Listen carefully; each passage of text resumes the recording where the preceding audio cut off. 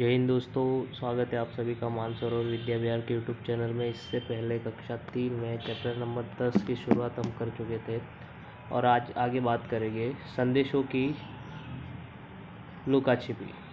अमृता और परितोष एक दूसरे को छिपे हुए संदेश लिख रहे थे।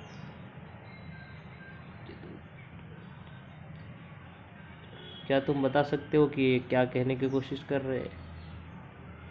नीचे दो और छुपे हुए संदेश है। पैटर्न को देखो और उसमें छिपे हुए संदेश का पता लगाओ। तो आप देख रहे हो कि एक मुँह, दूसरा जे, तीसरा तू, चौथा म, 5 से 6 प्या, 7 र 8 है, अर्थात कि मुझे तुमसे प्यार है, ऐसा लिखा हुआ है इसमें।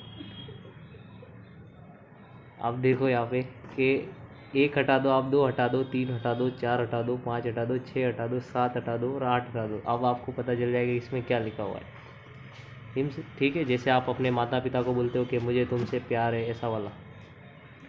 अब तुम भी अपने छुपे हुए संदेश लिखो। तो चलो यहाँ पे एक संदेश लिखने का प्रयत्न करते हैं। आपको पहचानना है कि मैं क्या लिख रहा हूँ, ठीक है? चलो तो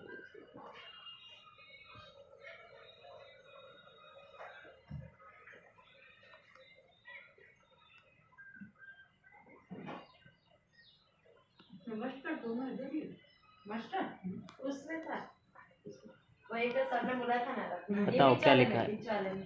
देखो किस प्रकार से आप पता कर सकते हो। ये 3 हटा दीजिए, ये 7 हटा दीजिए, 8 हटा दीजिए, 9 हटा दीजिए और ये इंग्लिश में लिखा है उसको हिंदी में कर दीजिए। तो आप बता सकते हो कि मैं तुम्हें पढ़ा रहा हूँ, ऐसा मैंने लिखा है।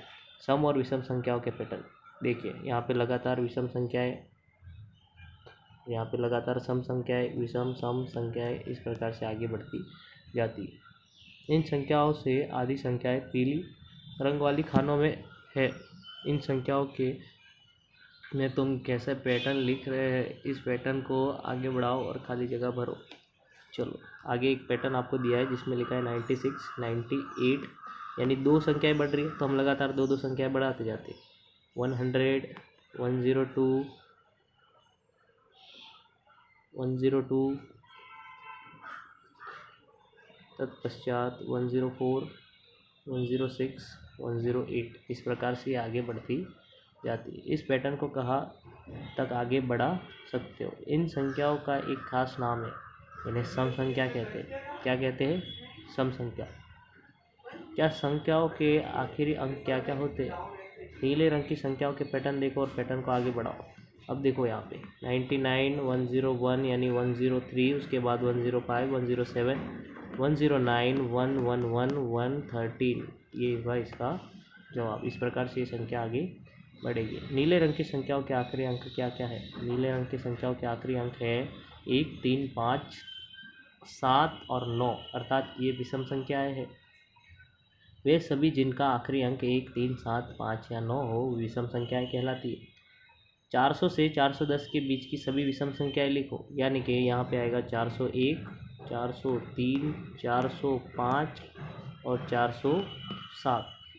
इस प्रकार से और एक और चीज़ आएगी 409। इस प्रकार से ये विषम संख्या यहाँ पे बनेगी। उसके बाद लिखा है 155 और 165 के बीच की सभी संख्याएं सम संख्याएं लिखिए। तो 155 के बाद 156, 158, 160, 162 और 164, बराबर। इसके बाद अगर हम किसी भी संख्या में 1 जोड़ते हैं तो हमें एक संख्या मिलती है। किसी भी संख्या में 1 जोड़ते हैं तो हमें सम, अगर हम किसी भी विषम संख्या में 1 जोड़ते हैं तो हमें सम संख्या मिलती है। कौन सी संख्या मिलती है? सम संख्या। जैसे कि यहाँ पे एक विषम संख्या है 3, उसमें 1 जोड़ो तो क्या मिलेगा? 4, और वो क्या है?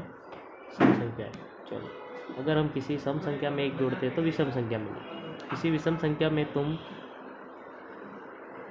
एक सम संख्या जोड़े तो तुम्हें क्या मिलेगा? मान लो कि ये 3 है, इसमें अगर हम विषम संख्या जोड़े, एक विषम संख्या में सम जोड़े तो हमें विषम मिलेगा, ठीक है। 1 है, अगर उसमें हम सम जोड़े तो हमें विषम मिलेगा, यानी विषम में सम जोड़ो तो आपको विषम ही मिलेगा। नामों का एक प्रकार। आदिल को नीचे दिए गए सूची इस प्रकार बनानी है कि वह नाम सबसे पहले आए जो अ से शुरू होता है, और फिर आ, ई इत्यादि, उसके बाद क, ख, ग इत्यादि जो नाम सबसे पहले आएगा उसके सामने एक लिखें।